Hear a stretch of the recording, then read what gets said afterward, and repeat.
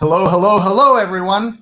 Welcome to another Sree Daily Global COVID-19 call. How hard is that to say? I'm just thrilled to be with all of you today. Greetings from New York. This is show number 43. That means we've been on lockdown in New York for 43 straight days.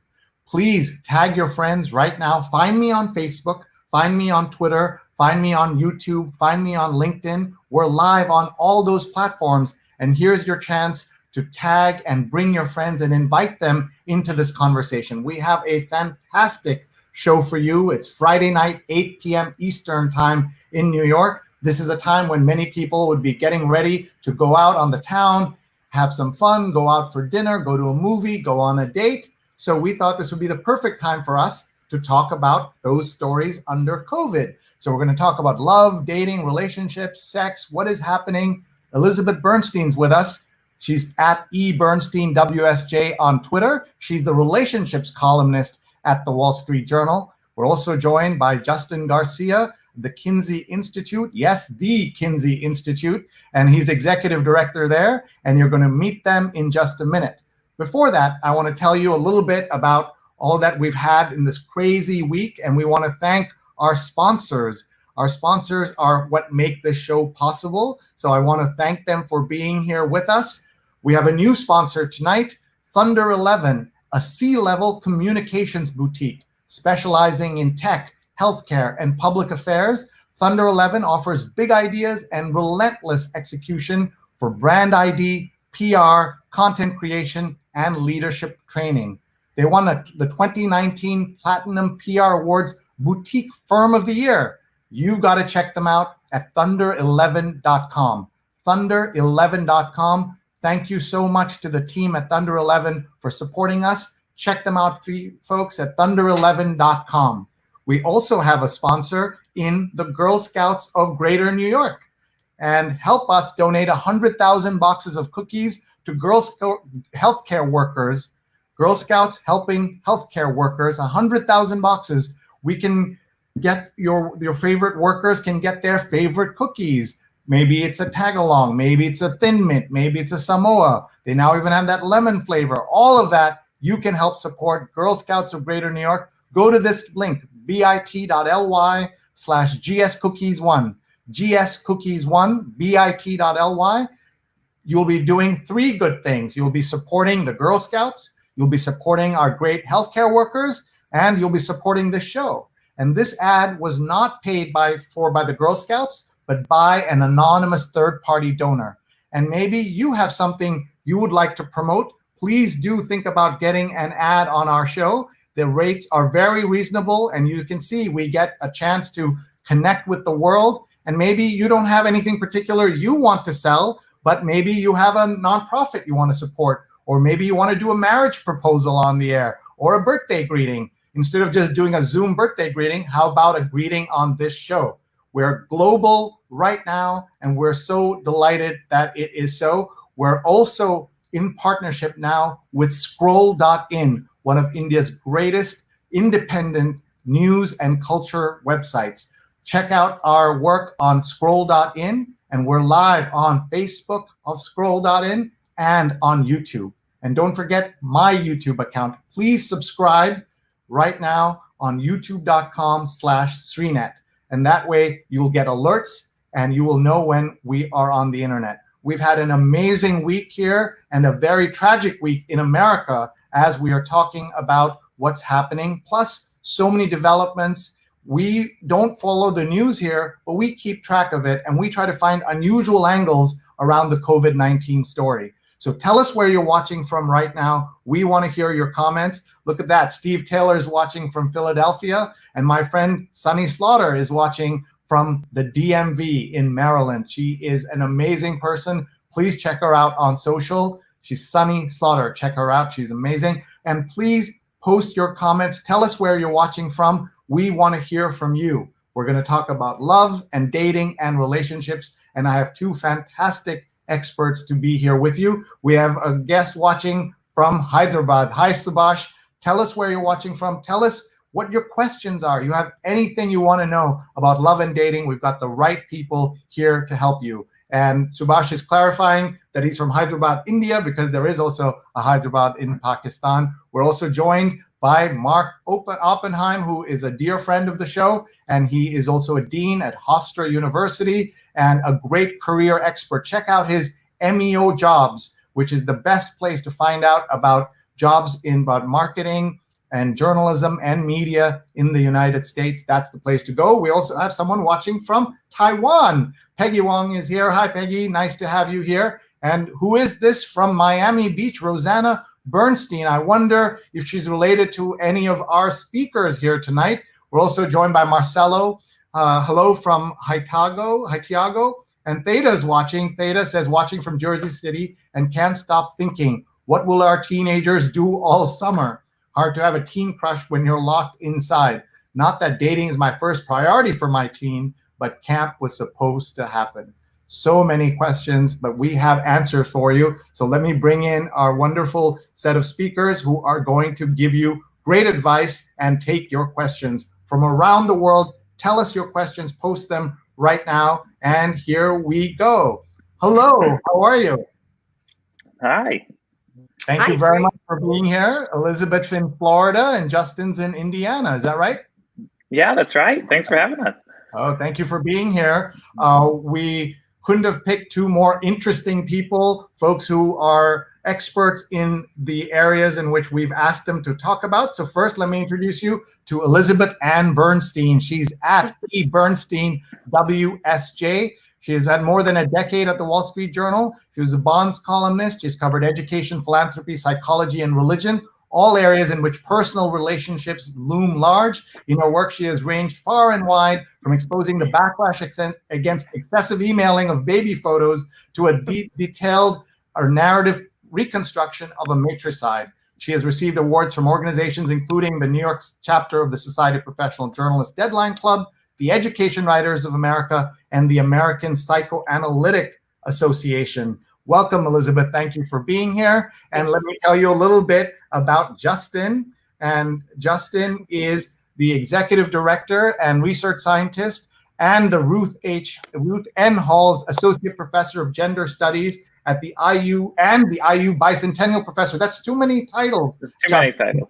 He is an evolutionary biologist and sex researcher. He trained under Dr. David Sloan Wilson and then conducted a National Institutes of Health T32 postdoctoral research fellowship under former Kinsey Institute director, Dr. Julia Hyman. And her research program focuses on the evolutionary and biocultural foundations of romantic and sexual relationships across the life course. I'm not sure I understood all of those words, but I strung them together and said them, I think, in the right sequence. Let's start with you, Elizabeth. Welcome. How are you doing? This is what I ask all our guests. How are you doing? And who is Rosanna Bernstein? Rosanna's my mom. Oh, and I have to say, more than my mom, Rosanna's one of your biggest fans. So, hi, Mom. Oh, that's so sweet. Yeah, we'll talk more about moms and daughters and fathers and sons and all kinds of relationships. But we're focused really today on love and relationships, dating, all of that. So, you know, when people hear you're the relationships columnist, it sounds like so much fun to be the relationships columnist. Is it? It is fun. It's a lot of fun. It's a topic I'm personally fascinated by for many, many years. So it's a lot of fun. It can be a little intense because you're helping people try to navigate something that's so important to them and sometimes is not that easy to navigate, but it is a lot of fun. Well, thank you. And remember, everybody, please share this with your friends and family. We had Elizabeth make sure that Rosanna is here. Everybody should be here. You know someone who would benefit from this conversation. We're meeting on a Friday night in New York. I know some of you are watching very early. Those of us joining from India, oh my God, it's so early, 5:30 a.m., but you're awake. Please tag your friends. Please share so that we can all learn together as we do on the COVID-19 calls that we do. Let's go to Justin. And Justin, tell us how you are, where you are, what's going on. Hi, I'm in Bloomington, Indiana. I'm originally in New York. The Kinsey Institute is located on the Indiana University campus in Bloomington, Southern Indiana. So I'm there now. I'm actually in my room because I have my parents staying with me who are from New York, who live in Queens, but they've been with me for over a month now. So overall, I'm doing good. I can't complain. I feel like I'm in high school again. I get a home cooked meal every night. So. And your room is a lot cleaner than it was in high school, I bet, isn't it? Yeah. Just turn around. Look how clean that is. What did you do? Yeah, it's got to be. You got to have the tight corners on the bed. It's, I'm being watched now. It's really got to be good. Exactly. Can you tell us about the Kinsey Institute? When I said to someone, our speakers from the Kinsey Institute, wait, you mean the Kinsey Institute? And the answer is yes. So tell us a little bit about it, please. Sure. So the Kinsey Institute is the world's premier sex research institute with a focus on research on sex, gender, and reproduction, and particularly human sexuality. It's actually just last week was our 73rd anniversary. So for nearly 3/4 of a century, it's been a home for interdisciplinary sex research, particularly scientific approaches to sexuality. And in addition to that, we have over a dozen faculty who work on that. We also have a collection of art, artifacts, libraries, archives, and the Kinsey Institute Library and Special Collection is the largest collection of erotic material in the world, the largest research collection, arguably the second largest collection outside the Vatican, but because of the artwork. So it's it's really a research. Hold on. I gotta interrupt. Wait, just say that again. You have the second largest collection of erotic material for research, and number one is the Vatican? Yeah, so we have the largest research collection, but the largest total holdings is probably the Vatican, and partly because of the amount of artwork that they hold. So that's the claim. So continue, my friend. Mm-hmm. So we have we also have a humanities research program. People come from all over to use we have the archives of folks like Susan Johnson, of Alfred Kinsey himself was a zoologist at Indiana University. Initially, he studied gall wasps, and then he started teaching a course on marriage. And there were a lot of questions about sexuality. And he approached sexuality the same way he approached the rest of the world as a zoologist. And Kinsey and colleagues published 2 important books, and the first in 1948, Sexual Behavior of a Human Male, and then in 1953, Sexual Behavior of a Human Female. And it really was a taxonomy of human sexual diversity. And that's a tradition we keep today. We continue to do on sexual variation and people's sexual lives. And today we do a lot more on relationships as well. So we think about the relationship context of sex and sexuality. Why has that evolved in that way? You were saying that now you're doing more relationships. Why was there not as much relationship study before? Mm-hmm. Part of it is and that's actually quite a complicated question. So a lot of early folks, including Kinsey, including Sigmund Freud, a lot of people who are interested in behavioral sciences didn't take the notion of love seriously. In fact, many scoffed at it and would say, well, it's too soft and it's not clearly defined. What is this love thing that you want to study? And it's only in the last few years, I'm certain there are wonderful scientists. I'm thinking Elaine Hatfield, well-known psychologist, plenty of people who have studied love for decades. But in the last few years, there's been a resurgence, I think, in understanding it, particularly from a scientific perspective. And for us, the reason that as a sex researcher, we're interested in relationship contexts, and the current faculty is interested in intersections of love and sex and how sexuality plays out. My own work, I've studied hookup culture, I've studied sex and relationships, infidelity. So for me, it's this question of how these different contexts sex plays out differently, whether you're attached to the person or not, or you're by yourself, or you have multiple partners.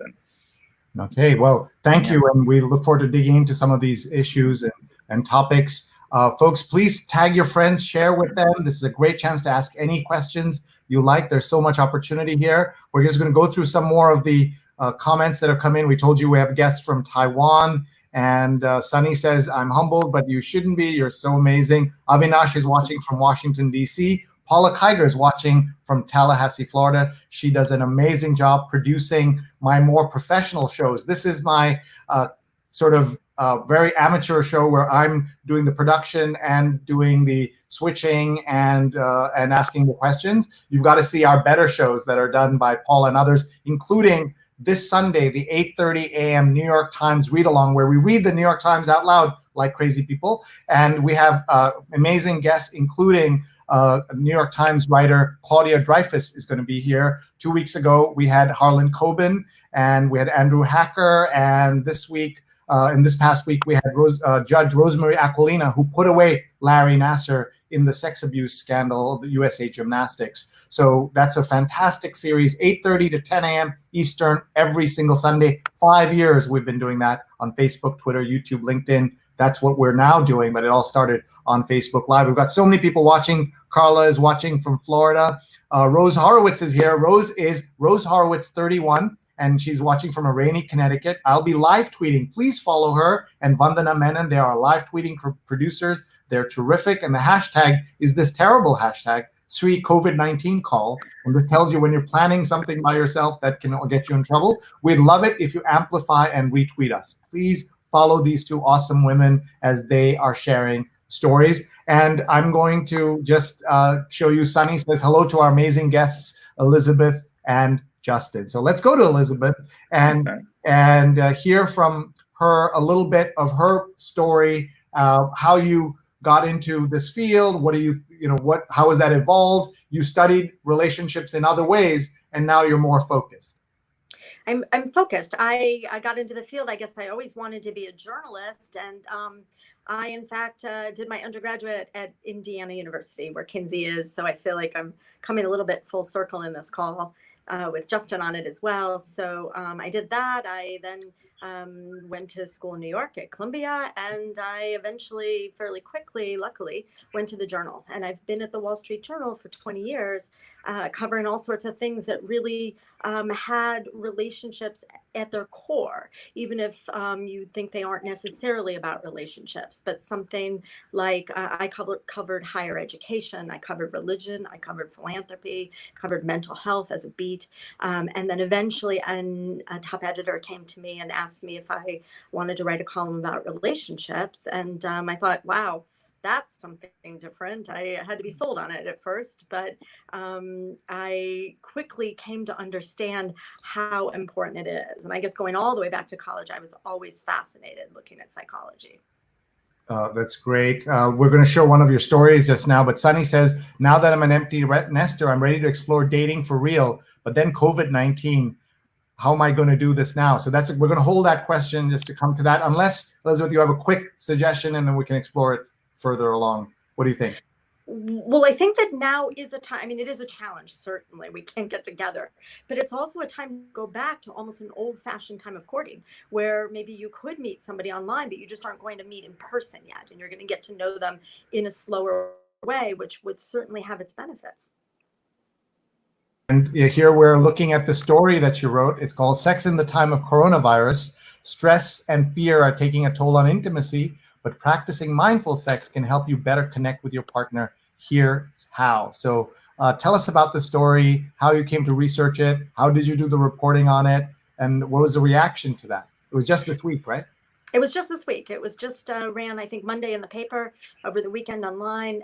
This look at something that I felt. So I write this column about relationships, and I'm always looking to see different pieces that people are paying attention to. And something I felt people were thinking about, but not necessarily talking about or really writing about in depth, was the issue of sex right now. Is it dangerous? Certainly this is a terrible virus, terrible situation we're in worldwide, heartbreaking, but and many pieces. We're fearful for our physical health, our loved ones' health. But one piece of it to me that I think is really evil is it's taking away touch. It's taking away our ability to be close to our loved ones, to our parents. You know, my mom is on this call. We haven't seen each other in 6 weeks. It's horrible. So it's taking these things away from us. And I feel like people had all this confusion around the safety, whether or not I can even touch my partner, someone I'm, cooped up with, I'm quarantined with. So I wanted to look at that. And how did I go about researching it? I called Justin. That was my first call because I followed Justin carefully. He's a researcher. He's running Kinsey. And I knew from being connected to him and his work and Kinsey's work that the Kinsey Institute was studying this right now. And they were surveying people. They have a big study out, looking at people at, sex in the time of COVID. So I wanted to ask him first, what is happening? What are they seeing? What are people saying? And then, looked at other, talk to other people, talk to some doctors, some MDs, whether it's safe, looking at that piece of it. And then I always, as part of my stories, talk to people, and I have anecdotes of regular people in them. So I wanted to reach out to a bunch of people too, readers and people that I, often query and see, what is going on. And so that's how I put this story together. That's great. Thank you. Justin, you had a chance to see the story, I'm sure. What is your reaction? Oh, I love it. And I think one of the many things I love about Elizabeth is she's always great at when we can talk about studies or work we're doing, and she'll remind me sometimes, okay, how do we communicate this to wider audiences? How do you have to, sometimes when we're in the middle of a study, we can have our head down and really thinking about in the details. And she's always very kind when she does it, but sometimes says, no, why does it matter? What's the big why? And I think in this case, it was one of those, on the one hand, it seemed obvious, right? Well, look what's going on. There's this pandemic. What's the effect on our romantic and sexual lives? And when Elizabeth called me, one of the things we were really thinking through was, well, what are the pieces that are salient to people's lives right now? So I love the piece, and it was also great to see some of my other friends, and I'm glad that her column's back. And I think highlighting some of the early data as well in terms of what's going on in our sexual lives, and we're just starting to record it. That's great. Elizabeth, your classmate Brandon Roth says hi. Great to see you. Miss you. You were both in Columbia Journalism School, where I taught for 20 years before I went on to become Chief Digital Officer of the Met and New York City, but loved my time at Columbia, and relationships were a big part of it, right? The connections you make in college and grad school really last a long time, don't they, Elizabeth? They last a very long time. They're very important.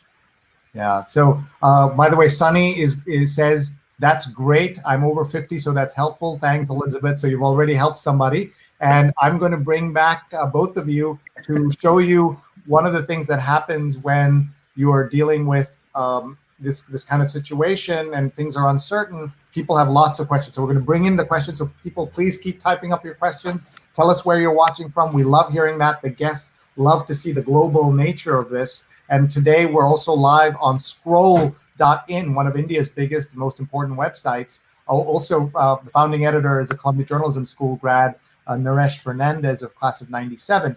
But here's a question that has come from Subhash, who says, sir, I like a girl. She's 22. I'm 19. What to do, please? Now, this is, there's not a lot of data to go here, but one of the things that we find with our viewers in India is that there isn't access to a lot of this kind of information.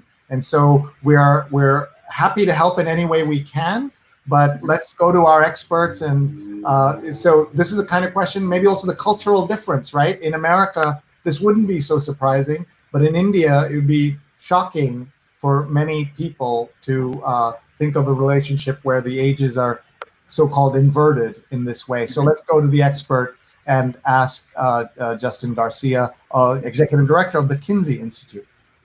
Sure, happy to. Well, thanks, Subhash, for the question. The things we see, so I think there's two parts of your question that I noticed. One is that you like a woman who's a little bit older than you, marginally. One of the patterns that we do know is that cross-culturally, on average, in heterosexual relationships, men tend to be a little bit older than their female partners. But 3 years, I think, is just fine. So I think the question is what to do if you like this person. Well, what we do know from both our data in North America and around the world is the internet. So particularly apps and websites are becoming the most common way for people to connect. So that's how a lot of singles are meeting partners, particularly in the US, over 40% in the United States from our single data, the study that we do with Match.com. My colleague Helen Fisher and I do with Match. But in your case, you already know the person. So I think if there's someone that you like and you know her, the first thing to do is to interact, to get to know each other better, to all the evidence that we know about courtship. One of the things that often happens is people struggle with actually, particularly in your case, where you already know the person, struggle with really interacting with the person and asking them out. Now, you can't do that right now because we shouldn't be leaving our homes, but maybe ask them to have a phone chat or to do a FaceTime or a video chat. And you, in the absence of the ability to really do that courtship, to get to know each other, food sharing is good. Humans for millions of years engage in food sharing and courtships while we go for lunch or dinner with someone we like. But in this case, to try and do things like, hey, you want to have a cup of coffee over video chat, to try and do a date, even in the absence of the ability to do it in a regular way. Thank you. Thank you for that. Have you dealt a lot with international differences in these kinds of questions? Some of our studies look at data from around the world. So we did a study, for instance, a few years ago on romantic kissing using the human relation area file. So we do cross-cultural work. Interestingly, people take for granted that romantic kissing is erotic. And what we found in our study is that cross-culturally, only a little over 40% of societies engage in kissing in a romantic way or in a sexual way. And more often it's mothers pre-chewing food for babies. So we're the unusual ones that engage, that make this sexual. In fact, in one interview, an Aboriginal woman said, why would you want to spit in someone else's mouth and then think that it's intimate? So there's, we do some cross-cultural variation, and some of my other colleagues at Kinsey, at the Institute, Virginia Vitsnam is an anthropologist, and Amanda Gesselman is a psychologist. They've collected data from around the globe, looking at everything from contraceptive use to people's sexual lives. So just depends on the study. Folks, if you're just joining us, my name is Sree Sreenivasan. I'm the Marshall Loeb Visiting Professor of Digital Innovation at Stony Brook School of Journalism, and this is my daily global COVID-19 conversation, brought to you in part by Scroll.in, one of India's biggest websites. And we are live today with Elizabeth Bernstein, Wall Street Journal relationships editor, and Justin Garcia, the executive director of the Kinsey Institute at Indiana University. Elizabeth, hearing these questions so far, well, what are you thinking? What are you reflecting on right now? I'm thinking about how many people out there, relationships don't stop. And we're still very concerned. I guess relationships are our most important thing right now, especially during this time. And so whether you're looking for somebody, whether you're with somebody you are just having, a very nice quarantine with, whether you're with somebody you want to murder right now, they don't stop. And so I'm thinking about how much we're still trying to connect, how important that is, and how do we do this in this time. And I think that there's a lot of challenges. It's much harder, but I think in some ways we're getting the space to slow down and think about it and talk about it. It's a luxury. I'm hoping that there is a small silver lining in that too, in the reconnection with all our relationships. Thank you. We've got lots of comments coming in. Tim Sohn is watching from Pennsylvania. Tim is a terrific social media consultant. We've got people watching from so many different places. It's just so great to see everyone's thoughts and telling us where they are. So please continue to tag your friends. Freddie's watching, says hello, Elizabeth from Eastern Long Island. So somebody you know. And Joe Appio is hello from Cumming, Georgia. Janie is watching from Nashville. And let's see here. Akruti is watching from Buffalo, New York. And Joe says, my friend Suzanne writes the ad column for the Wall Street Journal. I don't know if there's more than one ad column there. And this is something that my wife and I have talked about. So let's go to Elizabeth and then to Justin for this question. Do you think the divorce rate will increase because of the quarantine? We've said when you're so much forced to be together for so long, do you think that when people are freed, finally they'll be like, oh my God, I need a divorce? Well, I will give my answer, but then I'm very curious to hear Justin's answer because he will know the research on it. But my feeling is, yes, we all wonder about that. But I don't think my guess would be that there's not just going to be some divorce rate that's going to boost up just because of this quarantine. I feel that if people were going to get divorced, that these are marriages that were probably just stressed before. And being in quarantine is not that easy for any of us, obviously. We're all doing it. But if you're in a troubled marriage, it's probably much harder. And so then that will make it harder.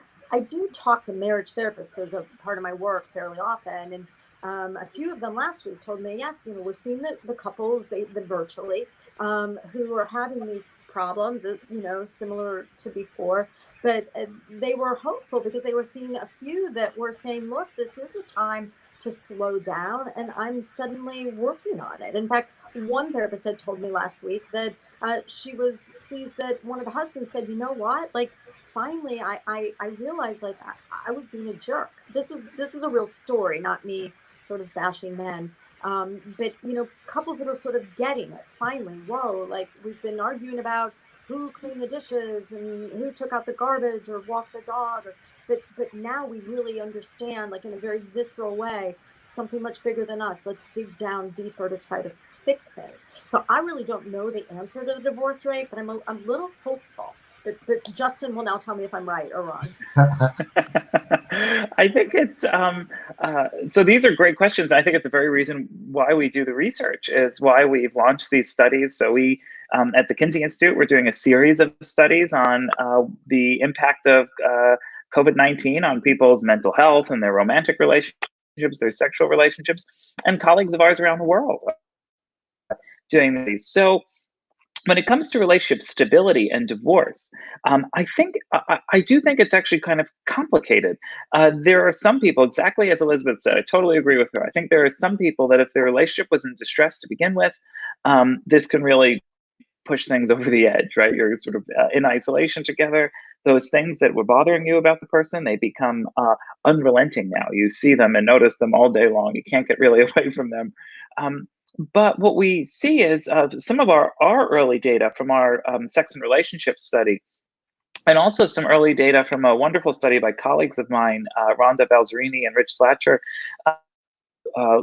What they're finding in their study as well is that overall, people are reporting problems in their intimate lives, or I shouldn't say problems.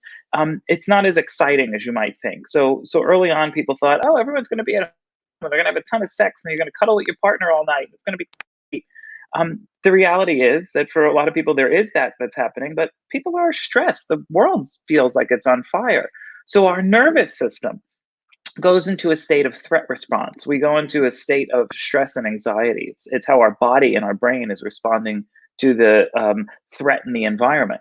And what that means is it can be pretty hard to engage in kind of healthy social interactions. It could be hard to really be intimate with your partner. And I don't mean that as a euphemism for sex. I mean it really hard to connect with your partner when you're worried about what's going on in the world around you. So to the core question, do we think divorce is going to go up or down? I don't know. I think it depends on the people. We have to look at the subcategories. And what the other study, what they found is that overall people were reporting reductions in relationship satisfaction, but there's a subset of people that appear to be using this time really let their relationship flourish. So the question for me as a scientist and for our research team is, who are the people who are sinking and who are the people who are flourishing right now? Because we know both is happening. There are going to be people after this who are we're going to see divorces, but there are also going to be people after this that feel closer to their partner than ever before. So how do we identify who's in those groups? And then there'll be other people that, from now that they'll say nothing changed. So how are you on one path or the other? Those become empirical questions that we have to test. But I agree with Elizabeth.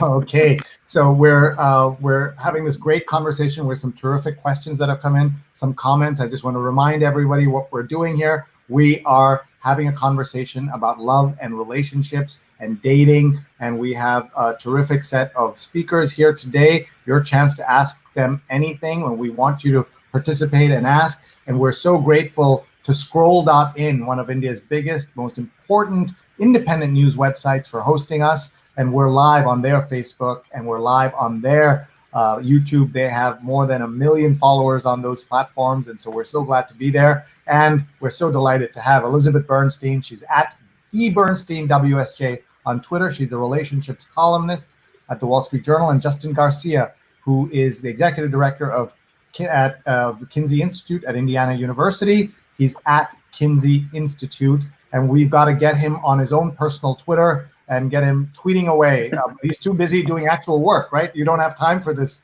tweeting stuff because you're too busy doing the research and the work. We're also brought to you today by the Girl Scouts of Greater New York, who are raising money to give cookies, 100,000 boxes of cookies to the healthcare workers in New York. And you can make a donation if you found any of the show interesting. Please, even a few dollars makes a difference. Go to this link, bit.ly/gscookies1, bit.ly/gscookies1. Make a donation. The money goes to the Girl Scouts to then go to the healthcare workers. And I'm going to ask our speakers what their favorite Girl Scout cookies are in a minute. And we're also brought to you by Thunder 11, a C-level communications boutique handling. It's specializing in tech, healthcare, and public affairs. Thunder 11 offers big ideas and relentless execution for brand ID, PR, content creation, and leadership training. Check out thunder11.com at thunder11.com. Cookies favorite, go. Justin, and then Elizabeth, go. Oh my gosh, favorite cookies? I like a plain sugar cookie. I'm a simple animal. What about Girl Scout cookies? Yeah, I forget, what are they called? What are they, just the plain? I don't know. Elizabeth, go. Elizabeth, can you hear me? Elizabeth, can you hear him? I can't hear you, Sree. Oh, I'm sorry. Let's see. We may be having some tech trouble. Sometimes that happens. She'll just dial back in. If that, we'll get her back, I'm sure. For Justin, let's talk a little bit about some of the questions that have come in. And sure. Let's see here. Elizabeth's classmate Brandon says, "Great to see you covering so many interesting angles." Akansha Das is watching from Chhattisgarh, which is in India. Joe says, "We're too stressed with our children homeschooling and teleworking all day to think of relations." Go ahead. Mm-hmm. Yeah, Joe, for asking that. So one of the things that we've been interested in is, early on, everyone says, "Oh, is everyone going to be on these online dating sites and the apps and the websites?" So one of my other roles is I'm a scientific advisor to Match, the largest relationship company. This question is, is everyone going to be on these apps and websites? And exactly as Joe said, the missing piece of that narrative was, what about people with kids right now who their lives they're doing everything. They're being parent as they were before. They're being teacher. They're perhaps taking on domestic duties that they didn't have previously. That's a huge item. Even thinking my own colleagues, those that have kids at home now, they're trying to manage the curriculum. And then just, we had a business meeting the other day, and my one colleague's daughter just walked in the back of the room. And it's a different strategy. I think, so your question of, how do you think of relations? Exactly. Those are the things that become stressors for some people. And they're exactly the kind of things we want to ask about in our studies, looking at sex and relationships. So are people thinking about them? I think they're living in them, whether they're in the same house or it's long distance. But for some people, the relationships become a source of support. And for other people, they become a source of additional stress. And those become the things we're trying to untangle. Thank you, Justin. Here's a question that's come in from Kangsha, who said yesterday, broke up from a 6-month relationship as we were feeling distress because we haven't met for 2 months. And he says, should I try to patch it up? Oh, gosh. So I think the question is, if I'm just thinking we need Elizabeth for this one, for the advice. But if we're just thinking from the science perspective, we're actually, my colleague Amanda and I are doing a study now on relationship breakups, on dissolution. And if we think of the question of why you broke up, so is the question really because it's you couldn't see each other for 2 months? If that's the only limiting issue, then I would say, well, maybe it's worth considering what were all the positive things in the relationship, because the whole world is experiencing this. It's not like if you can't see them, you can see someone else, and if your partner can't see you, they can see someone else. If that becomes the issue, but we do know, what your question brings up an issue. We do know, for instance, that touch is important in relationships.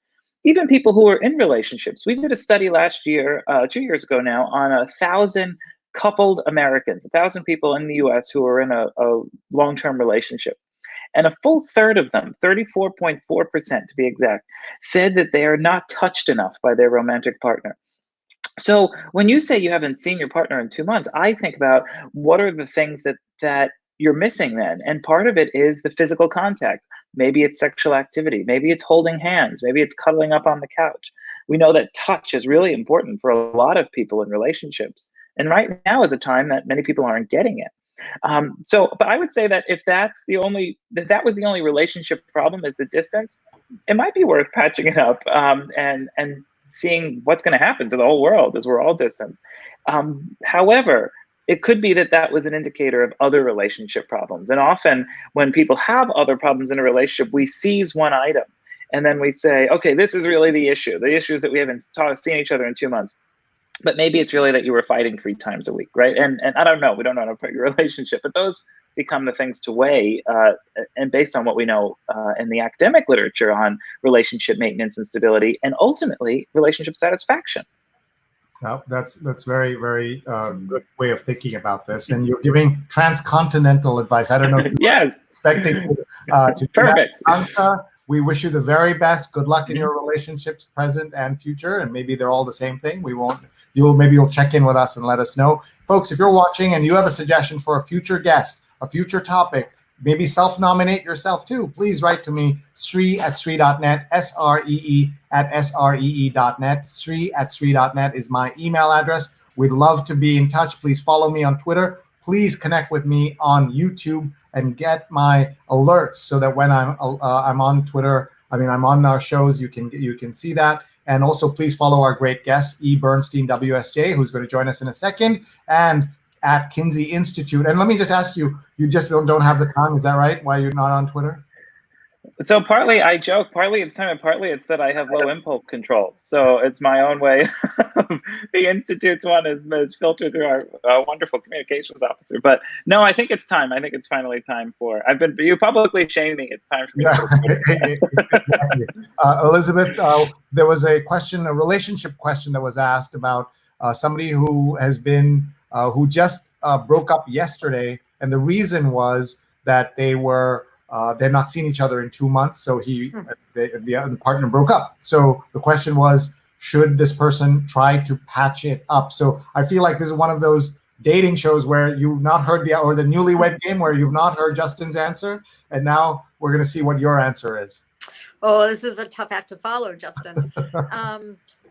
My answer, should you reach out without knowing anything about the relationship? Yes, because if it's a relationship and somebody you care about, I'm always an advocate of saying what you mean and trying to say it, communicate, say what you need to say. It's a cliche, but why let it go just because you're scared or of saying that? At least if you do reach out, you do try to repair it, or at least explain yourself.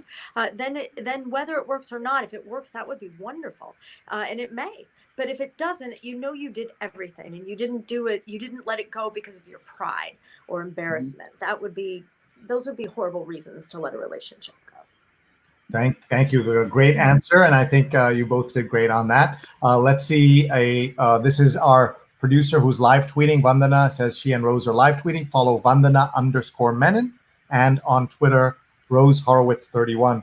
We think about the relationship context of sexuality, says Justin Garcia, executive director of the Kinsey Institute. A lot of early folks, such as Kinsey and Freud, didn't take the notion of love seriously, he says. And so they're live tweeting and reporting on you right there. And I will say, I think that's a fine thing. I think science is iterative, and we shouldn't expect someone 75 years ago to have gotten it right or to have the same questions we have today. But thanks for and Rose says, how does love play a role in relationships? I guess it's a question around all kinds of relationships, right? So maybe Elizabeth, you want to take a crack at that? Well, I see love as central to all of our relationships, all of our good relationships to really the world, right? One thing that's kind of interesting always to me when I remember it is there's a reason why the Wall Street Journal wants to have a relationship column. And people sort of tease me. I see people make fun of it on Twitter, wherever, every once in a while. And the reason is relationships are central to every single piece of what we do.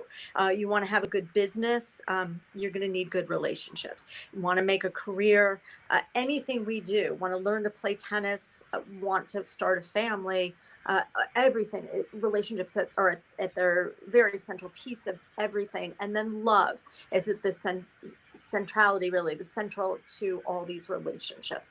Certainly not every relationship is about love, but it is about caring, about kindness, about appreciation, things that love shows us, things that are central to love. So there's pieces of all of it, and whether we tell the people we love them or not. You know, my best friend, I love my friends. Do I remember to tell them so often? I try now to do more, but I think love is central. That's great. We've got some terrific comments over on our LinkedIn channel also, and I'll just read some of these out. People are watching from Georgia and Seattle, and Joe says, wasn't Hugh Hefner influenced by Kinsey? Is that true? Yes, that absolutely is true. So Hugh talked about how Kinsey was one of his influencers, particularly what Kinsey did in terms of freedom of expression. So what some people don't know about Hugh Hefner's legacy, and currently the Hugh Hefner Foundation, that his daughter Christy Hefner is the CEO of, is that the Hugh was really, and Hefner's legacy, a complicated legacy, part of it was focused on freedom of expression. And that's what the Hefner Foundation today is very interested in, and it's being able to ask questions that maybe some people think we shouldn't ask. And for a long time, sexuality was one of them.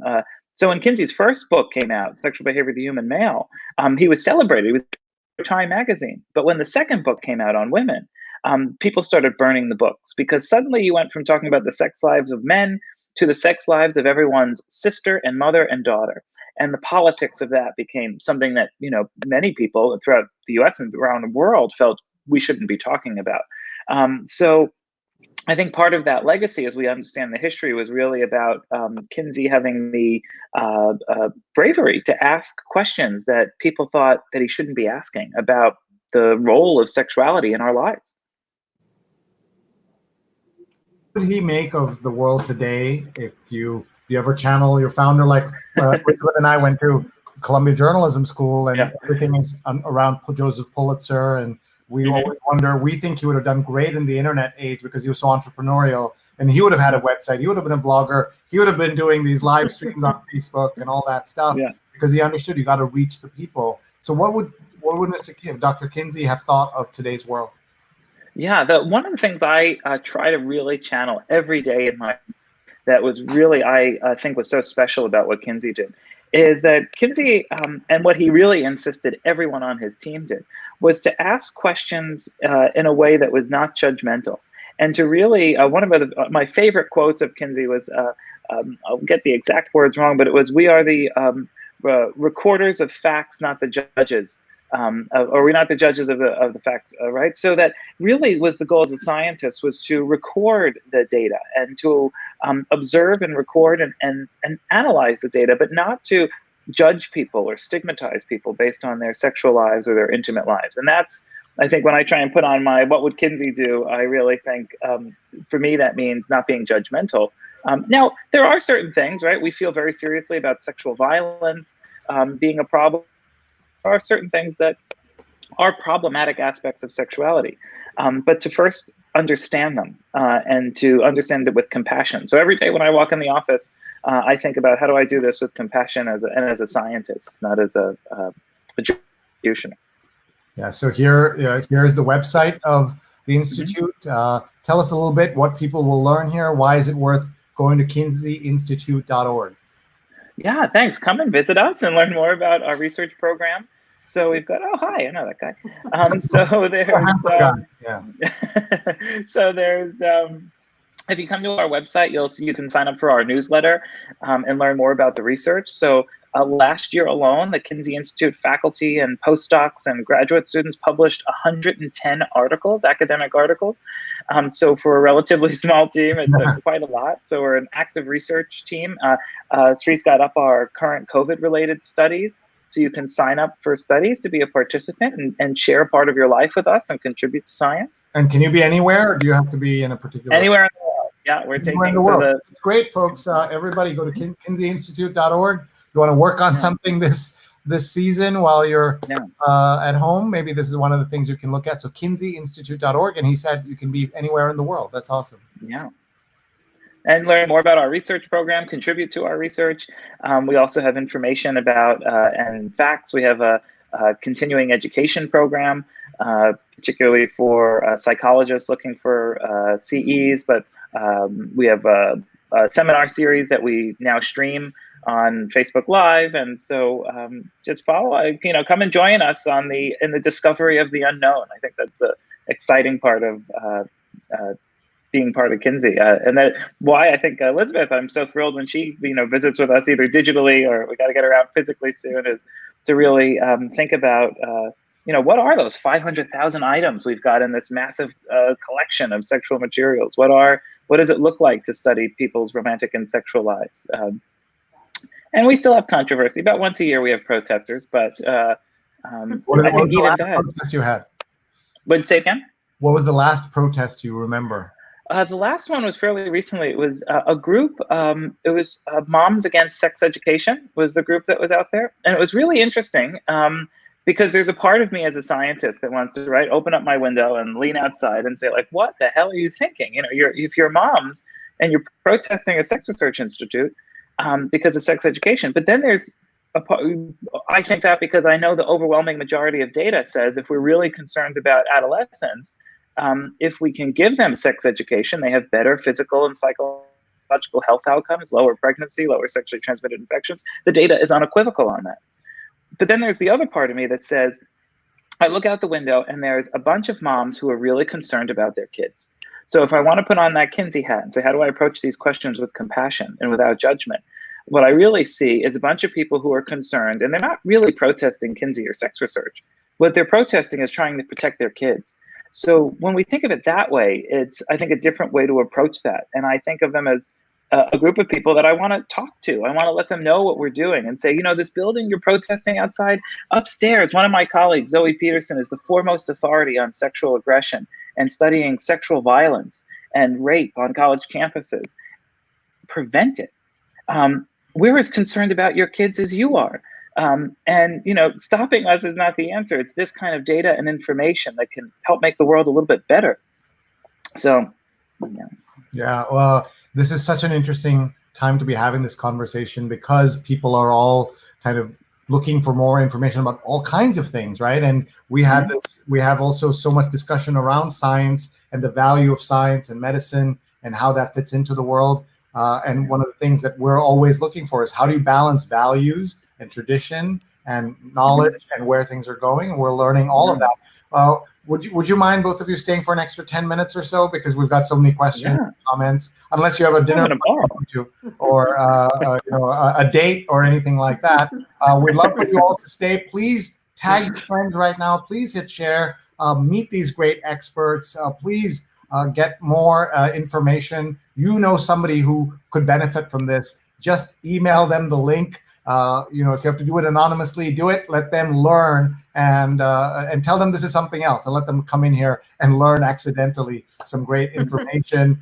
We are so pleased to have both Elizabeth Bernstein, she's at eBernsteinWSJ from the Wall Street Journal, and Justin Garcia, who is with the Kinsey Institute at Kinsey Institute. And we're live on my networks, but we're also, much more importantly, live on Scroll.in, this amazing network of one of the largest independent news and culture sites in India. All right, so here's a question for you. We'll go to Elizabeth. The journalist Neil Strauss at the New York Times, used to write about culture, pop music critic, and then he wrote The Game about the secret society of pickup artists. Would love your thoughts.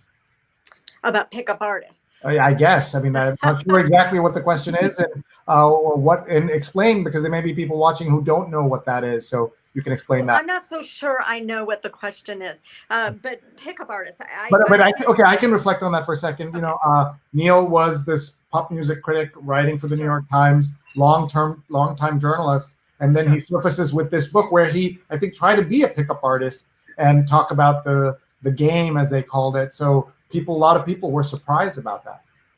Sure. So I think there's talk. It reminds me also of the rules, right? So this idea that men have to sort of be predators, women have to step back, not be delicate, not express any kind of interest in relationship, in connection, in sex.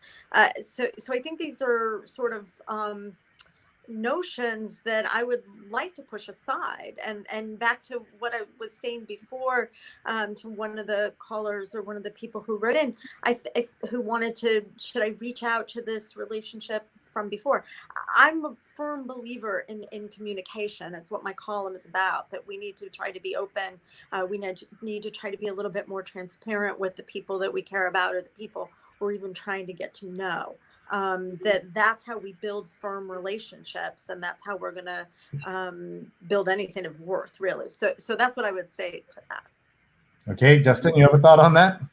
Yeah, I totally agree with Elizabeth. I think the and the literature, the academic literature, and work. I'm thinking of my colleague John Gottman's work, who's a well-known relationship therapist, John and Julie Gottman. And what one of the problems I see with when we think of the sort of pickup artist genre as it is, I think it's great for people to think about things like building their confidence and how to approach someone, and even having tips, especially science-backed tips on how to try engage in dating, or to approach someone, or to get their contact information, or to try and build a relationship. Courtship is messy. It has always been messy. It's been messy for millions of years. It's messy for every sexually reproducing species on this planet. And but my problem with a lot of the pickup artist language is that it's so focused on deception, on trying to make people think you're something, as opposed to exactly what Elizabeth just said. Communicating who you really are and what you really want. And that's the part that I'm never an advocate of any type of relationship interaction that involves any kind of deception, in part because we know it's the death of a relationship. There is nothing that'll burn a relationship to the ground as much as lack of trust with another partner. And by encouraging people to start their relationships, to start the courtship process in a way that's deceptive, it just seems to me like it's counter to all the things that people really want in their relationships, from we've talked to the people that are in our studies. That what we know is people want a genuine connection, love, intimacy. I've argued in my next book project is exactly on this evolution of that intimate drive over millions of years. That's a cornerstone of humanity. And I think that to suggest that we should put on a show to try and attract a partner and maintain that show and dupe them, I find problematic. I'm not saying that's what all pickup artists do, but I find too many tend to be in that arena. You be careful. You're going to have those pickup artists protesting. Oh, I'm going to get hate. I know. What did I just do? Oh, gosh. So I'm not on Twitter. Yeah, exactly. This is why you're not.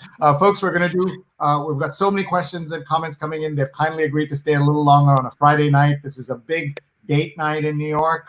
Whether you're in a relationship or you're looking for a relationship, a lot of times when we go out, and that's why we thought we would have this conversation tonight. Just one of the many, many ways in which life has changed and will continue to change as we go out of this, and whenever we go out of this. Let's look at some more of the comments here. Vandana says there's been a 95% increase in child pornography viewership in India since the lockdown began, which is super disturbing. Why do you think that is? And I don't know if either of you have. It's a Vice study. They put the report link in the Facebook comments, so I don't know if you know anything about it. And if we don't, we can move on. But it is very disturbing to think that that's possible. Pramod Kumar says Stony Brook is #1. Just love it. My daughter spent 7 years there. She did her medical school, residency, and was attending there.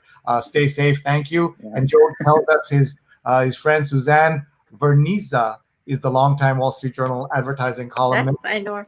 Yeah, and Arnab says hello. Joe says, Elizabeth, part of the sexual attraction involved being a part of for 11 hours a day. It's hard to get in the romantic mood when we're constantly taking care of the house, dog, teleworking, children's virtual learning. We're probably working harder now than ever before, so sex is not in the equation. Help. And I think he also had a great other comment here. 1 second.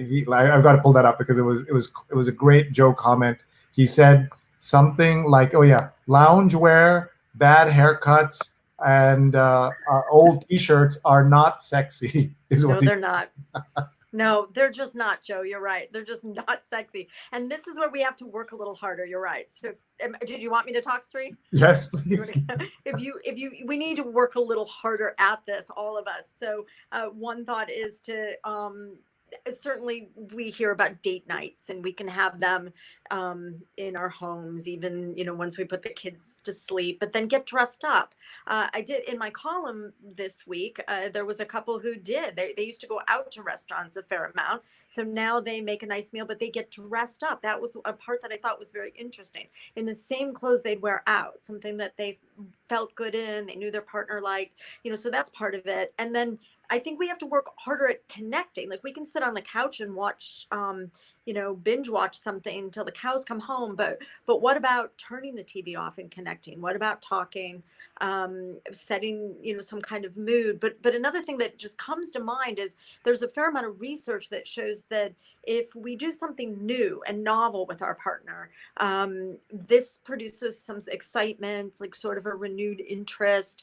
We almost, so if we're out in the world, of course, we could go do something new. We could go to a different neighborhood for dinner. We could try a hobby. But there's some things we could do, I could think of, indoors. And I'm not talking about sex. I'm talking about, what if we tried some board game, or we watch some different kind of movie or a documentary.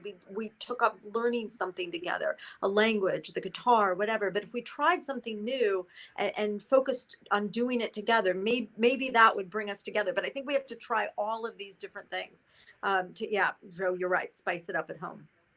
Nice, thank you. Rachel Corey Bernstein says, hi from Fort Lauderdale. Do you think we'll see an increase in births in 9 months? Justin, you want to go first? Oh, this is a great question. Thanks, Rachel. So it turns out that researchers... We're getting a lot of Bernsteins here. Not some I know are related, some are not, but I think they're all finding each other right here. Yeah, it's a grand reunion. So what we know is actually researchers have been a little bit divided on this question. So it turns out that there are some events, and Elizabeth wrote about this in her piece, that some events are associated with a baby boom. So for instance, say a tropical storm warning, or a hurricane warning, a low-level warning, demographers have shown a baby boom. But big events like a full-on hurricane is not associated with that baby boom. And so the idea is that it seems to be events that are short, that we think that we get, there's a fear response, but then it goes away. That's when we maybe turn to our partners and say, oh my gosh, I'm so glad I'm alive. Have I told you how much I loved you? Let's just do it. But when it's something that really invokes a lot of fear or worry, demographers don't see that boom. There's also been some data looking at terrorist attacks similarly. And the Oklahoma City bombing in 1995, that was associated with the baby boom, a year later, or 10 months later. But the 9/11, September 11th, was not. And the idea was that it was such a traumatic event, that it was ongoing for so long. It wasn't just one night. That then went away. So do I think there's going to be a baby boom? I don't think so, because this is a longer duration issue. And there's all these different issues. A lot of couples right now might say, well, we don't know when it's going to end. Do we really want to get pregnant? Because then maybe we'll have to go to the hospital while it's still happening 9-10 months from now. And then, so there's all these competing issues. On the other hand, couples could be running out of contraceptives at home. So there's all these different competing factors to ask that question. But I think I'm going to put my money on probably not, but I could be wrong. One of my favorite photos of the early part of this crisis was a guy in a shopping cart, and the caption said, everybody's like trying to get hand sanitizers and Clorox wipes, and this guy had like 10 boxes of condoms and like coconut oil. And they said, like, this is the guy who's planning a quarantine to remember, Here I am getting other stuff. This guy is getting this stuff. He knows what he's doing. And we have a little bit of data on that. So in the study that Elizabeth talked about in her piece, so our sex and relationships in the time of COVID-19. So it's with me, my colleague Justin LaMiller, Amanda Gesselman, and Kristen Mark. And it's our international study on sexuality. And what we found in our initial look at the data in a paper that'll be coming out pretty soon, an academic article, was that on average, people are reporting less sexual frequency and they're reporting decreases in their sexual life and the quality of their sexual life. So although early on, as Sree said, as you said, like early on, everyone was, like, oh, okay, we're gonna get home and it's gonna get pretty wild, and passions are gonna blaze. What we actually see is that when we really look at the data, is that overall people are reporting less sexual activity. And I think our research team thinks a lot of that has to do with all the stress in the environment right now, how we're reacting to this complicated situation. But there was an interesting caveat to that. We also asked people about their sexual repertoires, all the behaviors they engage with. So although frequency is going down, people are on average are increasing their sexual diversity. So they're engaging in more behaviors. So less frequency, but expanding their repertoires, trying new sexual things in their lives. And people who tried a new behavior and since the pandemic began were 3 times more likely to say that their relationship satisfaction had increased. So there is a subset. Again, this becomes these subsets in the data. There are some people who are trying new things and it's having positive effects for the same reasons I think Elizabeth said before about doing things with your partner. It doesn't have to be sexual. They're showing increases, but overall, otherwise, less sexual behavior and less quality. I think just because it's a stressful time, we know that stress has negative impacts on people's relationships and on their sexual lives. Thank you. Let's keep going. We have lots of comments here. We found an answer to the cookie question. It's short. Yes. Cookies are the simple Thank one. you, Monica. Okay, well, Rick is asking a very clever, smart question. Elizabeth, what do you think would you like to be asked that is top of your mind that has not been asked so far? Wow.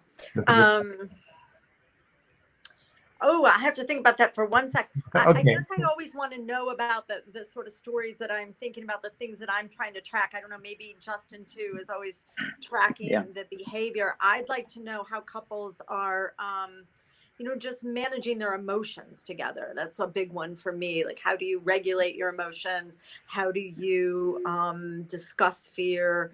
So I guess it's a very broad question that I have. How do we manage our emotions when we're both very stressed, we're both fearful, maybe we're angry, but how do we manage that all together as 2 different people?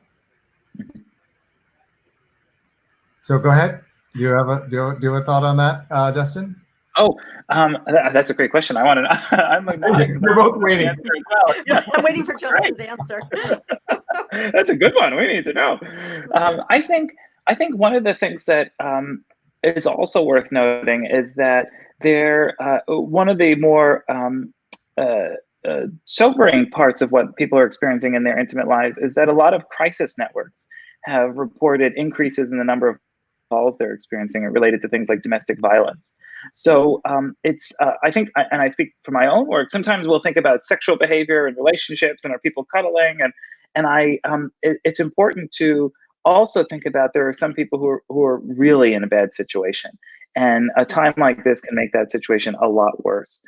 So there are things people can do. So if you're looking, for instance, for resources because you're in a relationship that's characterized by abuse or violence, a lot of web browsers have an option that you can go incognito and kind of look for help where someone can't search your history. A lot of these types of resources are for domestic violence are still working. These people are amazing. A lot are volunteers. A lot are still taking calls and trying to connect people with resources. I know the one in my own community is really doing a lot of hard work. So there's that part too that I think it's important that we remember that there are some people who really are in a tough situation right now. Thank you. Let's. By the way, here's a nice comment. Akanksha, who we helped before and gave some answers to, says thank you to both of you. So that's great. You help people across the world. Joe says Twitter is not for the meek or the impulsive. I don't know if you're either of those, but maybe I'm probably both. Not me. And like President Trump, someone says. And Joe is still talking about how hard it is. He says homework sometimes get done by 10 p.m. Work calls now occur during dinner time. There's no time as everything is melded together with no clear slots. And Mara says, is this new pandemic world, what will this mean for the younger generation? So let's go to Elizabeth to get her thoughts on that. How are you seeing the Gen Z, the millennials? How are they reacting to all this? I want to come to that, but I want to go back to what Joe just said. quickly, I had a friend tell me recently, you know what, this goes back to the, we can't get the kids to bed, everything done till 10. Friend of mine who was in a similar situation with his wife and kids at home said, you know what, we started to have matinees. So they're sneaking off in the middle of the day when the kids are occupied, and they call it their matinee. So just a quick idea for Joe there. Back to the kids then. How do we, the kids are having a hard time. This is, I think the little ones, think will probably get through this. And in fact, I think maybe some of the younger children may be really enjoying having their parents at home right now. They're getting more attention than they get from busy parents who are shuffling them back and forth to school and activities, and they're doing their own work. So I'm not so worried about right now, just my guess of the littler ones, but the teenagers, and especially, the ones I felt my heart goes out to anybody who was going to graduate this year. So it's a very different situation. If you're home and you're used to, your newfound freedom as a teenager. And certainly that's when friends become super important to you in college. And so these are, I would maybe talk to parents and say, if I can speak to parents out there, pay attention to this. It's not, they may not be just bratty teenagers if they're acting up. They're really struggling with this. And to what Justin was saying, teenage years is, those are years when problems with depression, problems with anxiety, issues come up. And so I think that as adults, we should be paying attention to that in case a kid's in his room, he or she may be struggling with a lot more than just quarantine. It may be very hard. So we don't know yet what's going to happen with this generation, but I feel that we need to pay attention with eyes wide open now to support them, because this is a really unique situation they're coming of age in, and it's tough. Yeah, it's really the situation for a lot of people is hard. We have two 17-year-olds, and locking them down in an apartment in New York City, not so easy as you can imagine. Look at this. People are tagging their friends. We love it when you do that. Thank you. Even if we're almost done, they can watch the replay, because the replay will start right after we're done. So please share this with your friends. It's great. London is still tweeting and sharing what you're saying. Nitin says he agrees with you. Lots of people are commenting and saying hello. We love that. And then look, you're getting free consulting, Justin. The comment here is the sign up for the Kinsey newsletter should be on the top of the page. So okay, we're going to do it. Yeah. Thank you, Rick. And Rick also asked that good question, as you remember before. Yeah. My friend Harpal Singh is watching. Good to see you. Nice to see your show. Thank you so much. That's great. Joe says, Sree, you joke about the guy in the comic buying coconut oil. Today I found myself getting excited about finding Clorox wipes and sanitizer at Publix. Welcome to the new normal. And my pal Andrew Lee is here. Talk a little bit, if you can, Elizabeth, and both of you, about relationships between friends, and how do we cement them at a time like this, where you find it very difficult to do so. When we're just talking about platonic friends or just friends. I don't know if that's the right even use of the terms, but Andrew's my best friend. We talk a lot about work. We're not the kind of guys to kind of call and ask, how are you feeling? What's going on? And Andrew also, Elizabeth. So sure. And I know his wife. Yeah, May. That's right. Yeah. May. Yeah. So your thoughts, Elizabeth? Well, I think that it's different, and the answer may be different for men and women, because as you're saying, men aren't so quick to call up and say, wow, I'm having a really hard day. I cried in the shower today. Women might, but maybe to try to keep some sense of your relationship before. I think the key is to stay connected. So if we want to keep checking in on our friends, we need to notice a pattern. If I talk to somebody every day or every other day and suddenly I'm not hearing from that person, I want to check in and make sure. I myself try not to assume that it's about me if I don't hear. I try to assume that that person might be hurting, something's going on with him or her, and so I should check in. And then say, guys, if you're not used to opening up about your feelings, but you could still do something similar. You could have a beer on Zoom. You could, if you always joked, if you talked about books or whatever it is you talk about, sports, you could still get together. Sports is a little harder right now. but you could get together and have the same kinds of conversations. But I would still encourage, anybody, even somebody who's very uncomfortable talking about feelings, to just check in. Hey, how are you doing? And just let the other person, if they say fine, I don't, you get the sense I don't want to talk, fine. I also just always encourage people to open up, to be a little bit more open about their feelings. And again, as we're talking, this is a really tough time. Most people are having ups and downs. Most people are dealing with some feelings that are pretty uncomfortable. So opening up to the extent that you're open, you want to talk about it, making sure to reach out to the people we care about platonically is great.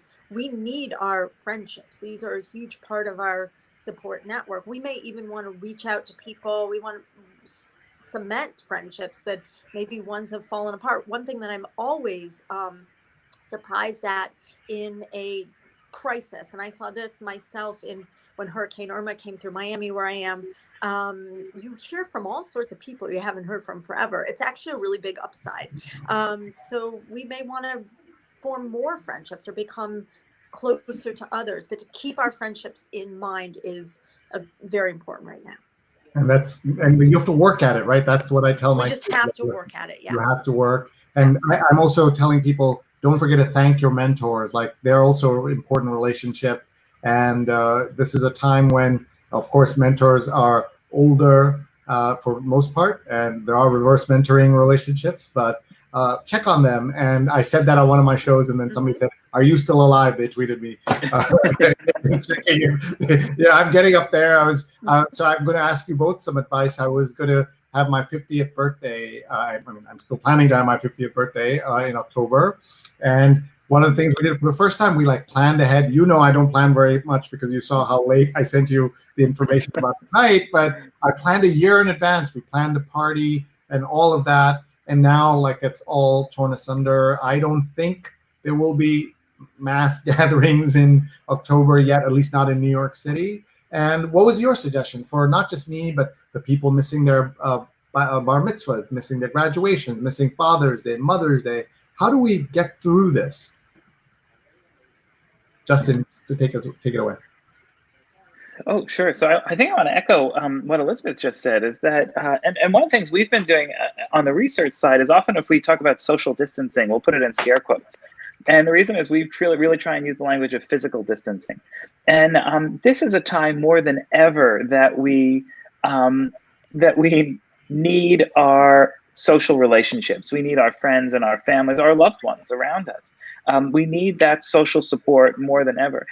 The literature on loneliness and isolation, it is associated with negative health outcomes, with mortality, with morbidity. So we can't feel isolated. We have to feel connected to others. It's fundamental to what it means to be human. We're a mammal. We're a social mammal. We need social relationships. And so I think when we think about these events, your 50th birthday is coming up, graduations, as we said earlier, that's who niece is supposed to be graduating high school this year, is graduating high school this year. And, but those sorts of events, I think the one thing about the human animal is we are remarkably resilient and have been for millions of years. And our social relationships are. So I think what we can think about is what can we do instead? So yes, you're right. There's a good chance there won't be an opportunity for a physical event in October in New York City. So what are the other opportunities? Could you do a toast or a Zoom hangout session? Maybe there's other ways to connect with friends. Maybe people send you things. I hope all your friends send you something for your 50th birthday, even if it's a card. Those are the things that we need: the emails, the text messages, the cards, the phone calls, to support our relationships. And we're all going to miss a lot of big events. I had friends just cancel a wedding that was supposed to be next month. And, there are things that we're going to miss this year, but we'll have other opportunities. And maybe your 51st is going to have to be a big bash. 51st, exactly. Yeah, but we have to be more social than ever. Yeah, my dad just woke up, he said, in India to watch our show. So hi, Dad. Hi, Dad. There's a picture of my parents right here because I miss them, and I don't know when I'm going to get on a plane and be able to see them again. I used to go 3-4 times a year to India, and that's one of the things. But since we are talking about parents, I have a couple of photos to show you, not of my parents, but let's see if, Justin, you can identify who this person is in this photograph. Oh, there she is. Hi, Mom. How did you get that? That's wonderful. My mom is such a big Sree fan. So I'm pretty sure she tuned in to see Sree and not me.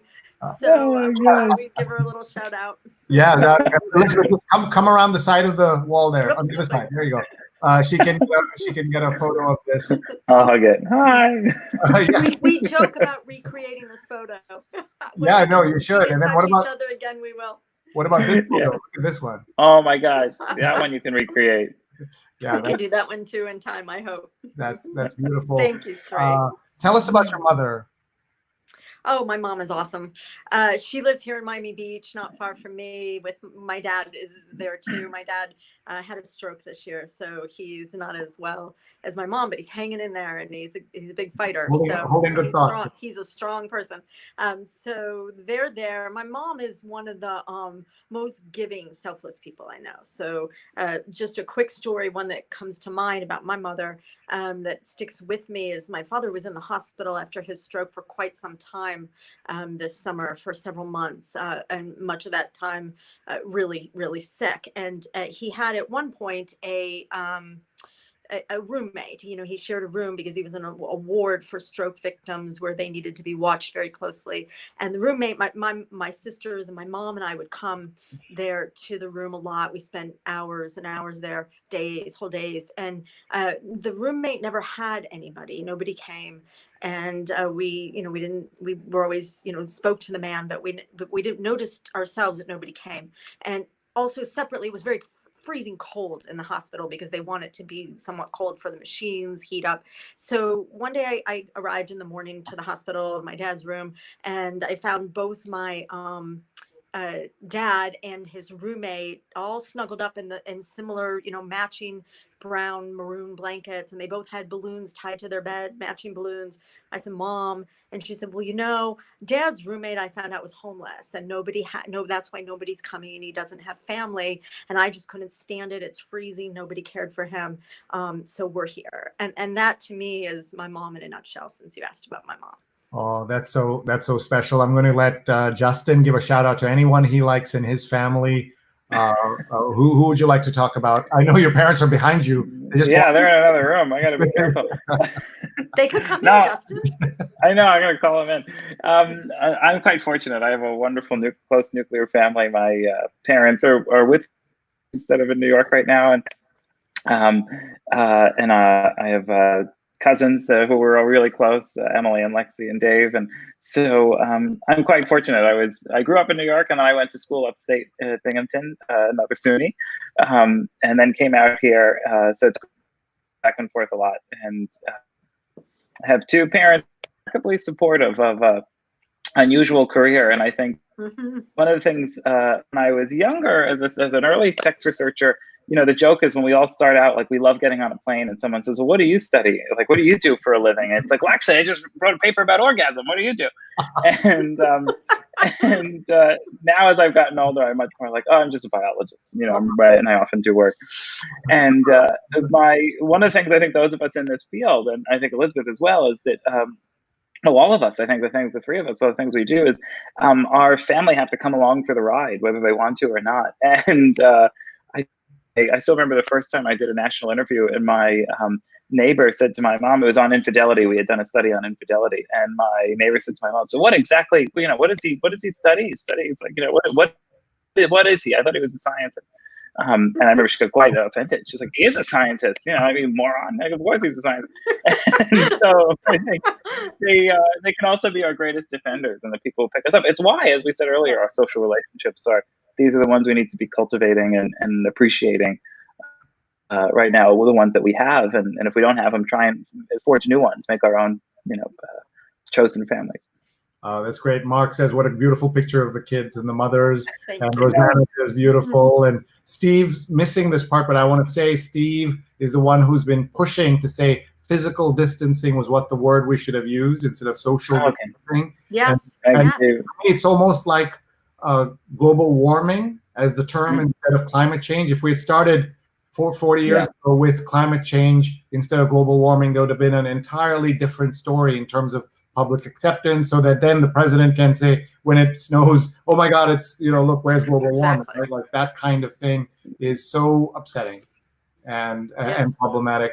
So anyway, so we have lots of comments here. Arlene says, I found friends, colleagues, neighbors that have really gotten to know better and like them even more. And there's a few of them who reinforce the fact that 2 miles away is still too close. Isn't that nice? And Joe says, Justin, here's the title of your next book, How to Mention Unmentionables. The actual working title is The Intimate Animal, but I like that. I like Joe's suggestion. And how about Horton here's, what was that? I should say, by the way, folks, that we're laughing at a time of great pain, but you have to laugh because otherwise you're going to be crying all day. There's such bad news. And I'd like to end on sort of, we do on Sunday night, by the way, something we call a positivity show, where we want to be, have some fun and some positive things. So this week, 9 o'clock, stay tuned. I'm going to, after I say goodbye to these folks, I'm going to tell you what is the amazing lineup we have coming up over the next few days. But leave us with some positivity and any final thoughts, anything you'd like to share. The floor is yours. We're already 30 minutes over schedule, so what the hell? We'll start with Justin and then go to Elizabeth. Oh, well, thanks. It's been so fun being with all of you tonight. And thanks to Elizabeth and Sree for hosting us and all the questions. And I think for me, it really is, this is a time that our bodies are responding to an environment that feels like the world's on fire. And again, it kind of is. And now is a time more than ever that we should think about what really defines the human animal. We are adaptive. We find ways, our ancestors have found ways, currently we find ways to respond to stressful situations.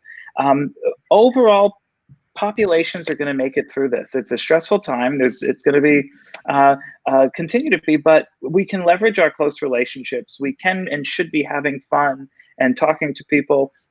It's what we do best as a social animal. It's that in times of stress is that we turn to each other and we support each other. And I think that is something that we can do naturally and that we need to do right now more than ever. Positive ending, it's going to be okay because that's what humans know how to do in every corner of the world and have done for millions of years. Wow, that is really positive, and I appreciate that. And Justin, I wish you the very best, and not just in your research and everything, but surviving the quarantine with mom and dad. And we wish you the best with that. We're very jealous that you're getting to do that. When we're family far away, it's. I'm fortunate. Yeah. So good luck, and I hope you'll come back when your book is out, and you'll. I'd love to. Questions and we. By the way, I'd also I was going to write to you after, but what the heck, we can talk here. Your colleague who's studying domestic violence and those issues. We'd love to do a show on that. We've heard that there's some research around it, an uptick on that, and I don't know if you've heard that in terms of domestic violence. And we'd love to explore that in a future episode. So if you would be kind enough to I'll connect you guys. Wonderful. Thanks so much for hosting us. Thank you. And I hope you'll stick around for Elizabeth's goodbye also, and then we'll say bye. Of course. All right, Elizabeth, over to you. Well, I wanted to also thank you, Sree, for hosting us, and it was super fun and fun to be with Justin as well for a little bit. Justin and I know each other pretty well, so that's a treat. About the positivity, I think we have so few silver linings right now, but we have some, and I think we shouldn't lose sight of that. And what they are our loved ones, and so we're scared for them. It's sometimes hard to be so cooped up with them, but if we can keep focusing on what's important and sort of just reminding ourselves not to let it go. And one thing that helps me is sort of practicing gratitude and reminding myself, like, I'm really grateful for these relationships and these people I'm with. I'm grateful that they're healthy right now. I don't know what tomorrow is going to bring, so I'm going to reach out. I'm going to say I love you. I'm going to have that laugh. It's okay to laugh. I think that's a good point, Sree. It's okay to laugh right now and enjoy ourselves. And I loved everything Justin said, and specifically just now, that we're resilient and we'll get through that. So thank you, everybody. Thank you so much, folks. That's Elizabeth Bernstein. from the Wall Street Journal. She's a relationships columnist, and someone will hear that say that's so lucky, like somebody says about another grad school friend of mine, Asim Chabra, who's a film critic, and says, you're so lucky you get to do that. There's no luck. You worked really hard, and you proved that there is a relationships, that you've been studying relationships for 20 years in other ways, and that's how this all kind of came to fruition in your column, and you're able to do that. But there is obviously luck involved in a lot of things we do, but it takes expertise, hard work, pushing through to make that possible. Let's look at some final comments before we say goodbye. Ashok says thank you to you both. And Freddie says, great interlude this evening. I thoroughly enjoyed your program. All three of you are enlightening. Freddie, thank you so much. And who else? Hilda says, thanks for a night free of COVID-19 and some good laughs. Hilda in South Florida. She is amazing. Hilda, thank you for being there. And Janae says, Elizabeth, love seeing you and very interesting discussion. Thank you all. Folks, we have a show every day, and we'd love to see you all back. Also, please check out our Sunday New York Times read along, this time with Claudia Dreyfus, the great New York Times writer. She has some amazing stories. You're going to be blown away. 8:30 a.m. Speakers. I'll just reintroduce them one more time. One of the funny things that you'll see in my show, I always reintroduce the speaker at the end, and people say, why do you do that? Because people are joining us at the end, and we want them to know who they just missed so that they'll watch the replay. And we have a big viewership on the replay, as you can guess. So our guests have been from the Kinsey Institute. Our guests have been our friends here, as you can see on the screen. Elizabeth Bernstein, thank you for being here, Wall Street Journal relationships columnist. And we also have with us Justin Garcia, who's executive director of the Kinsey Institute, and this is in partnership with Scroll.in, one of India's best websites for news, culture, and commentary. So I'm going to let them go. I'm going to do some housekeeping and just chat for a little bit, and we'll see you guys soon. Thank you very much, Elizabeth. Thank you, Justin. What a great evening. Thank you. Bye-bye. Great to be with you. Thanks. Bye. Thanks very much.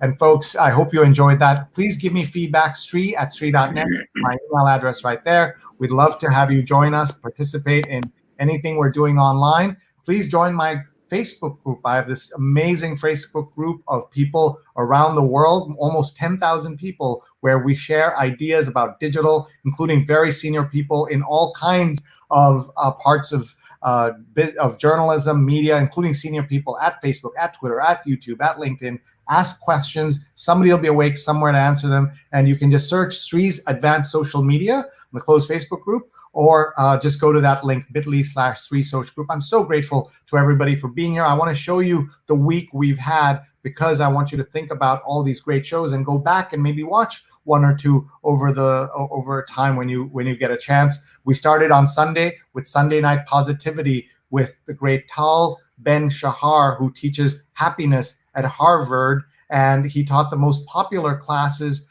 in Harvard history, 2 of them, and it's about positivity, and he runs the Happiness Academy it's called the Happiness Studies Academy, so follow him.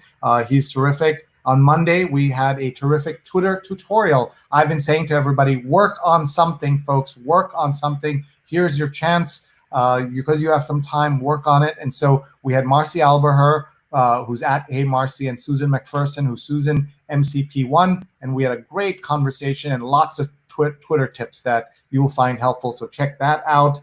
We, on Tuesday, had 2 doctors. Unbelievable evening. This doctor in Germany was awake at 1 a.m. when we did this show, because we were on at 7 p.m. Eastern.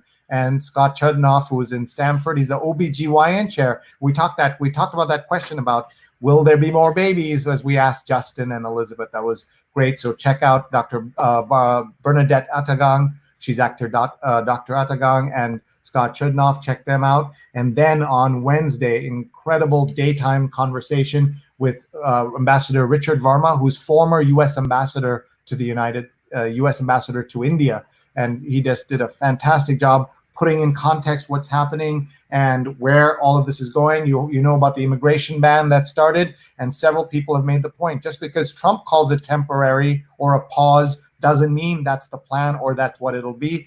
Don't reflect the government rhetoric on this. we should be very, very careful as journalists when we're covering this.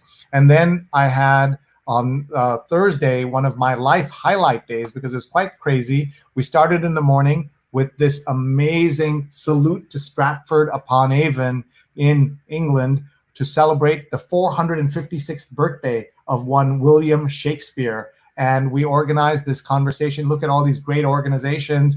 We had Shakespeare Birthplace Trust, Royal Shakespeare Company, the house where he was born, the church where he's buried, the vicar from there came on the show. You can find this all in my archives, my youtube.com/SreeNet archives. You will really see an amazing show. The local newspaper reporter was there. We had the school where he went to school. The building is 600 years old. I mean, incredible stuff like that. That was at 6 a.m. We did that live. And the best part of that, what I'm most proud of for that show, was we had the idea on Monday at 9 a.m. and we went live on Thursday at 6 a.m. So 72 hours, we were able to pull that together. That's not a tribute to me or my team. That's a tribute to those leaders at all those institutions, especially the Shakespeare Birthplace Trust. And so if you have a topic or a conversation you would like to take virtual, or you'd like to have your own show like this, my team does this. We produce it for you. We can white label the whole thing. No one will know I have anything to do with it, but we can make you look really good. Maybe you're an institution, you're a center that wants to get more out there. You're already doing events, planning to do events. Don't do Zoom calls, because Zoom calls are boring. You've seen what we're doing here. We're bringing in the comments from around the world. We're connecting you on Facebook, on Twitter, on YouTube, on LinkedIn, all of those platforms at the same time. We do this show in part so that you can see what we can do here. One of you says that we missed something, but you did miss it. You can watch this again. Renee Edelman, thank you so much for watching. We're so grateful for your support and love of everything we do. Rose says, great talk. Thank you, Elizabeth, Justin, and Sree. I'll sign up for that newsletter. So we hope Justin will be able to move. We'll see how powerful he is. Can he move that newsletter to the top of that page? We'll find out. And then Rosanna Bernstein says, very good show. I was touched. The producer in me says, rats, I should have thought of a way of bringing her onto the show and connecting her with Elizabeth. That would have been the better producer. But this is where I'm doing this all by myself. It's kind of a high wire act. When you see the Sunday show, we have 4 producers we pay to do that. It's a different order of quality on the show. So if you want to get a show like this, or just have your event seen by more people around the world, get in touch with me, Sree at Sree.net. We'd love to talk to you. We're working with amazing universities around the world.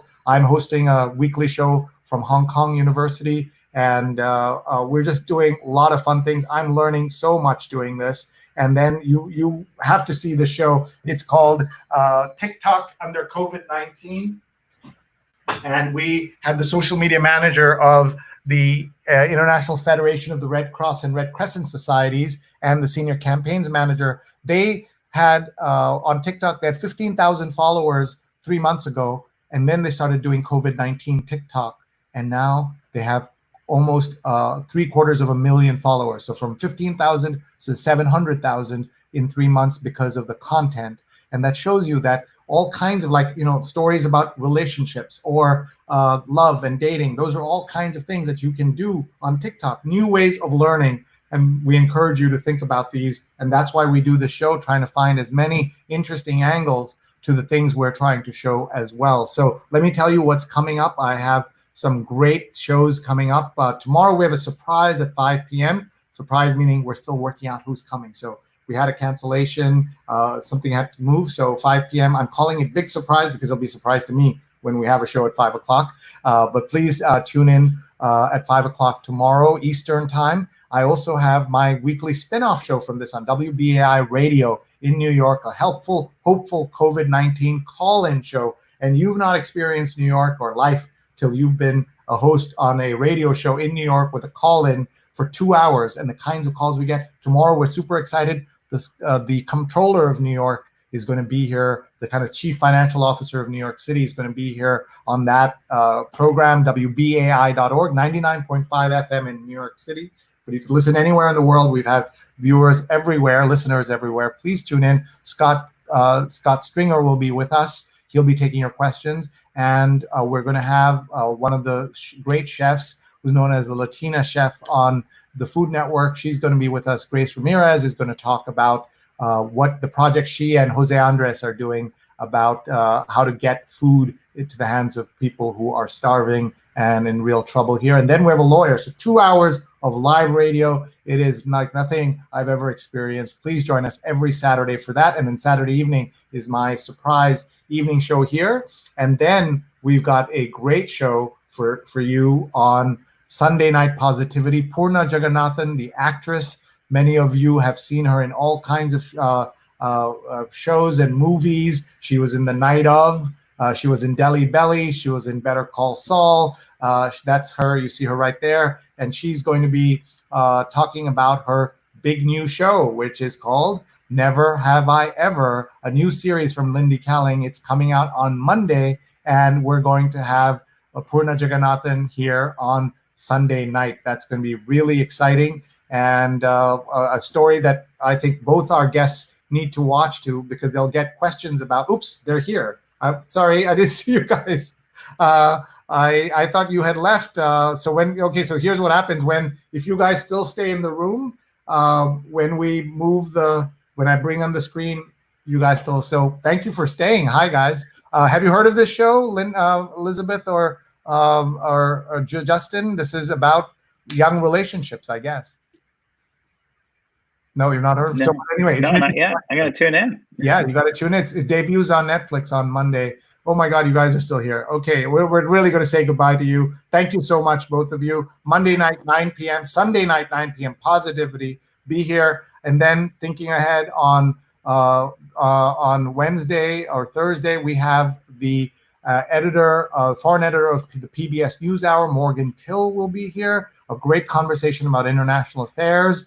And then Friday is my 50th show. I was going to say 50th anniversary show. It feels like that. So we're looking for story ideas for like an epic show. We're going to have big guests, big fun. Not as much fun as today. As long as my guests are here, I got to say that. It won't be as good as today. It'll be terrible compared to today.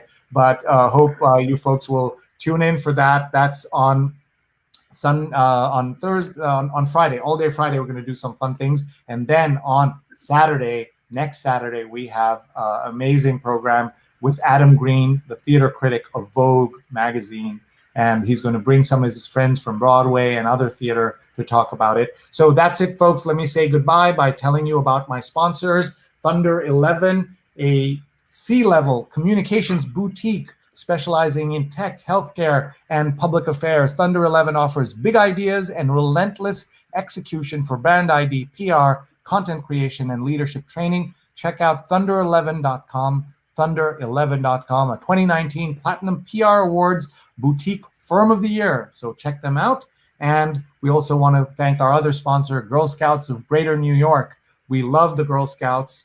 We discovered, I think we asked what Justin's favorite cookie was, but we didn't get to hear what Elizabeth's favorite cookie is. But go to bit.ly/GSCookies1, bit.ly/GSCookies1 to make a donation. They're trying to collect 100,000 boxes of cookies to give away for healthcare workers. So make a donation. You're supporting three things. You're supporting this show, you're supporting Girl Scouts of Greater New York, and you're supporting the wonderful healthcare workers. And this ad was donated by a third party because they didn't want to take away money from the Girl Scouts. So you can do that as well. If you have an ad you'd like to run on anything, this is the time to do it. And we would love to have your ad up here. It could be on anything, right? It could be a birthday greeting, a bar mitzvah greeting. It could be a graduation greeting, Father's Day, Mother's Day. Run an ad. It'll be fun, and it pays my bills here, and will also help us with paying our producers. And so we want to thank our producers, Rose Horowitz, she's at Rose Horowitz 31, and Vandana Menon, Vandana_Menon. Thank you so much, everybody, for watching. I hope you learned something. I hope you laughed a little. I hope you learned a lot. And we hope to see you on one of our shows. Please check out my YouTube. It's youtube.com/Sreenet. And the other thing we're also promoting is this particular, where is it? This is my QR code for WhatsApp. It's not a WhatsApp group where you have your racist relatives. Instead, it's a WhatsApp group where it's not a group. You just get an alert when I go live, so that you know when my shows are, and you get early alerts on programming and all the shows we're doing. So just use your phone and catch the QR code, and that way you will know when I am live. Somebody apologized for not watching one of my shows, and I said, "Are you kidding? Nobody's watching all these shows. I'm barely watching all these shows, and I'm in them." My wife, who only knows what I'm doing because I'm yelling in the living room, she's joined us here. I don't know if she thinks she's camera ready or not. She doesn't want to be on camera, but I want to say to my wife, thank you for letting me do all this. I love you. You're awesome. You're fantastic. You're awesome. You're great. You're the best. Okay, give me your hand at least. You can put your hand is camera ready. Hold on. Her hand is camera ready. And we love you. And thank you for letting us do this stuff. We help a lot of people, as you know, and we can only do it because of the support of our family and the people who tolerate all this. So I'm saying goodnight. She's trying to give me the hook here. And she's basically come out to say, wait, you're still doing this? It has been 2 hours since I logged on. I kicked everybody out at 7:51 p.m. It is now 9:51 p.m. I got to go. You got to go. Thank you very much, everybody. And thank you very much to Scroll.in. Check them out on Twitter, on Facebook, on YouTube. They have more than 2 million signups for all their shows, and all their content online. One of India's most important, largest cultural and independent news websites. Check them out. Thank you very much, everybody. We'll see you soon. We really appreciate your time and your interest. Bye-bye.